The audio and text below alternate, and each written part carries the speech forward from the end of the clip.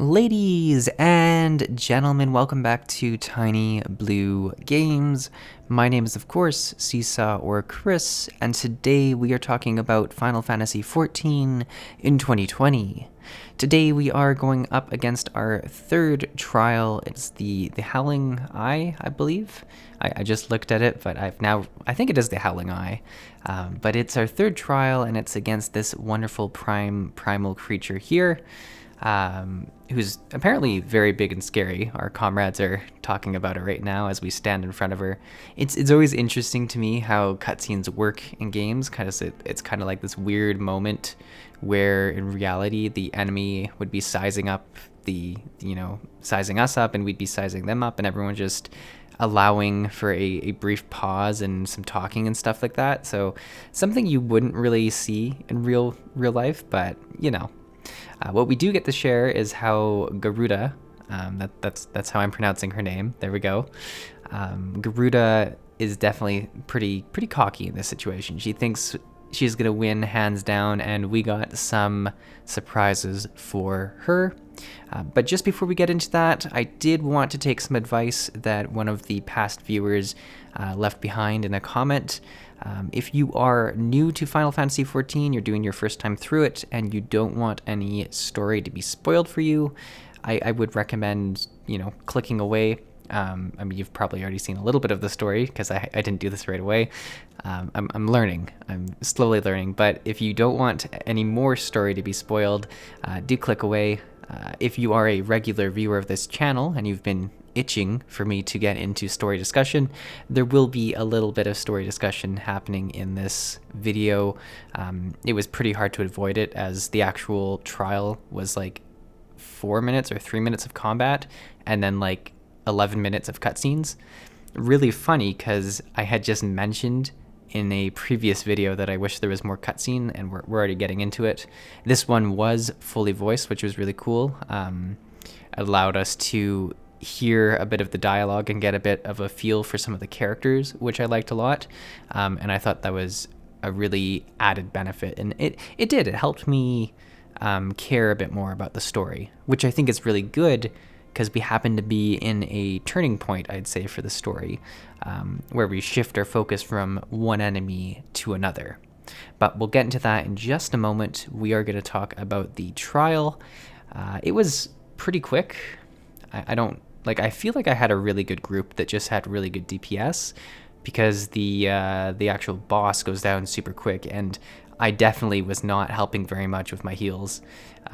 It's unfortunate when I get an insta-Q as a healer sometimes, because I'll be out in the world doing my DPS while I quest, and then I'll switch to my healing spec, and I take a second to kind of figure out where all my keys are.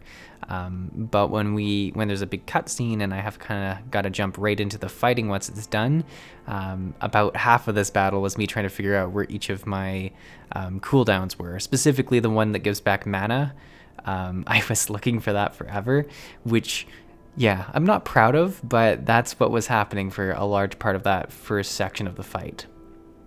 In terms of mechanics, I didn't pay attention to too much. There definitely are some adds, as you've seen here, and there are these pillars, which hopefully a veteran player will correct me if I'm wrong, but there is sort of a AoE attack that will be done in the center of the pillars, and I assume, I go and hide right away behind this pillar, assuming that it was going to happen right away, but it didn't. And I think when it does happen, and we'll see in a second here, I think when it finally does happen, I wasn't prepared for it. But I assume the correct thing to do is to hide behind the pillar right now.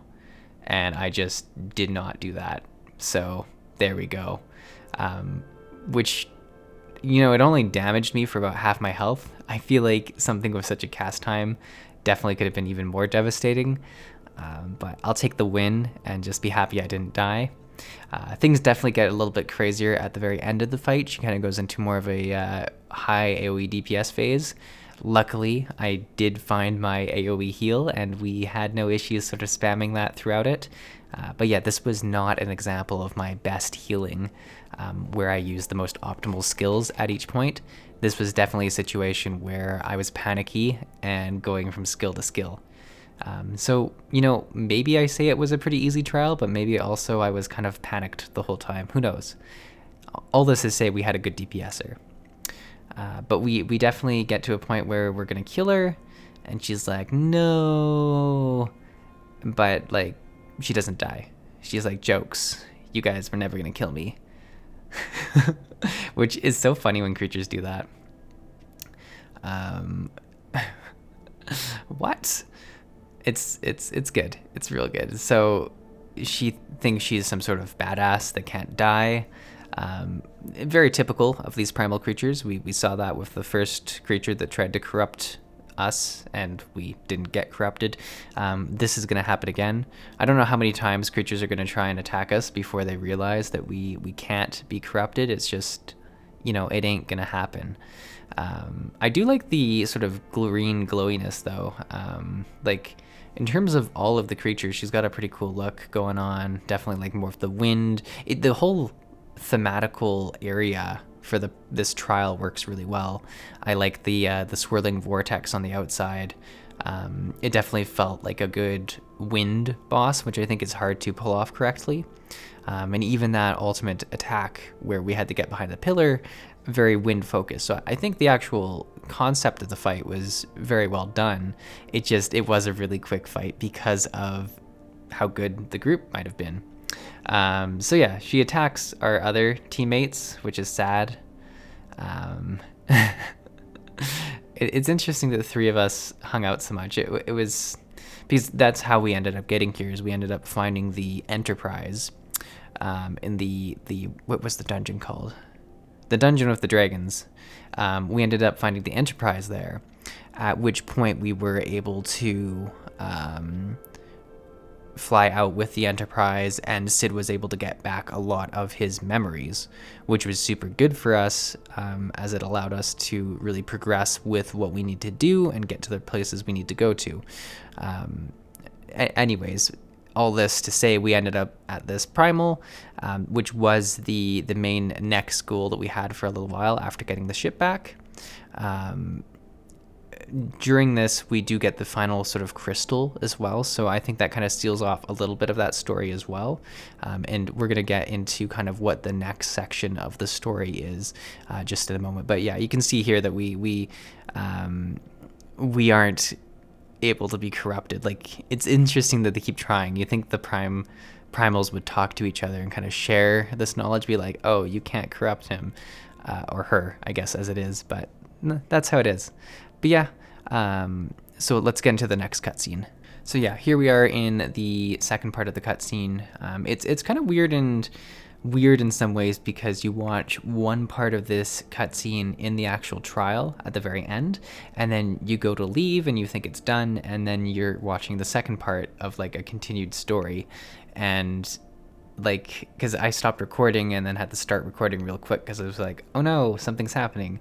But yeah, so we do all this business with Garuda, and we have some visitors that come, and they've kind of been muddling more and more in our journey as we've gone. And this is kind of, like I said earlier in this video, this is a turning point, right? Where, so Sid has his memories back, and he obviously has memories of these people and knows how big of a threat they are. We obviously are kind of more in a outsider position, which is such a typical thing that we see in a lot of stories where we're trying to explain the world to an outsider, which I think is really nice in some regards for this, because we get to reintroduce ourselves to the world despite the fact that we were here before. So it's kind of a different situation where we're relearning our role. But yeah, we see him attack with this super awesome hand cannon. Really wish I had that, because it made very short work of the creatures here. And Guruda is like, is that all? She is just like as cocky as they come, despite us beating her, despite the whole taking her powers away. She is just like, she wants this to end as bad for her as possible.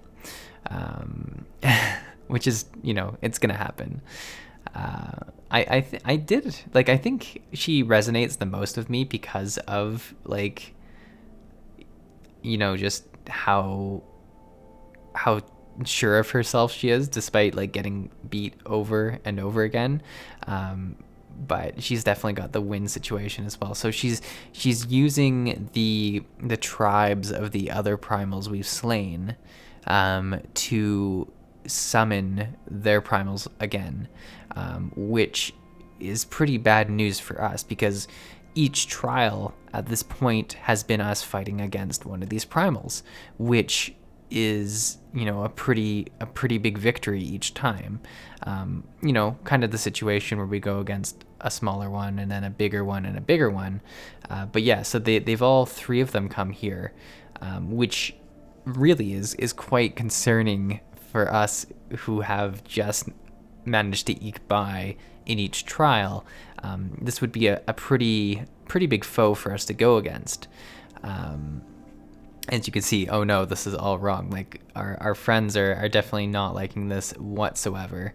I love the dynamic between the two of them too, of the guy who's very much a father figure now to the group, which I think has been very interesting to see. But yeah, so we just bolt out of there because we're like, we could barely beat each one of you in a trial. There's no way we're going to be able to go against all of you together. And so we're left with these two having their own kind of standoff, which Garuda, who is just, you know, full of herself, is like, you can surrender yourself to me and my friends, which, you know, isn't going to necessarily happen, because look what is getting introduced right here. We have some ships flying in, and we are bearing witness to the glory of the Empire.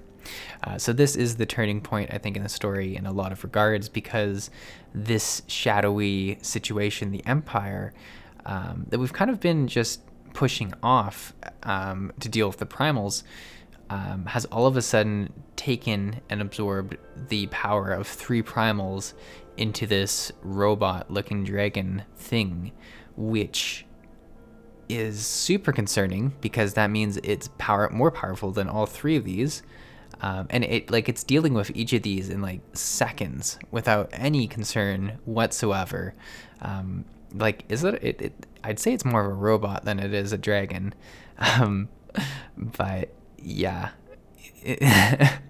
And then this is where Garuda finally gets what's coming to her. She's been beaten how many times in this like brief video? Like 3? I guess this would be the 3rd time that she's gonna suffer in some way. But definitely puts up a fight still, but we do end up, or not we, but this creature ends up absorbing her power as well.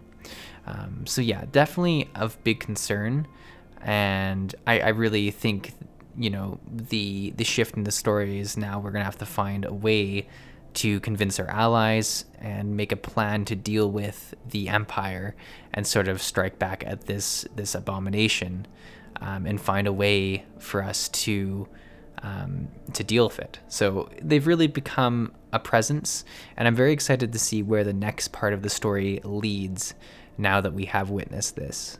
But yeah, guys, I'm going to cut it off there. Thank you very much for watching. Hopefully you enjoyed this part of our journey.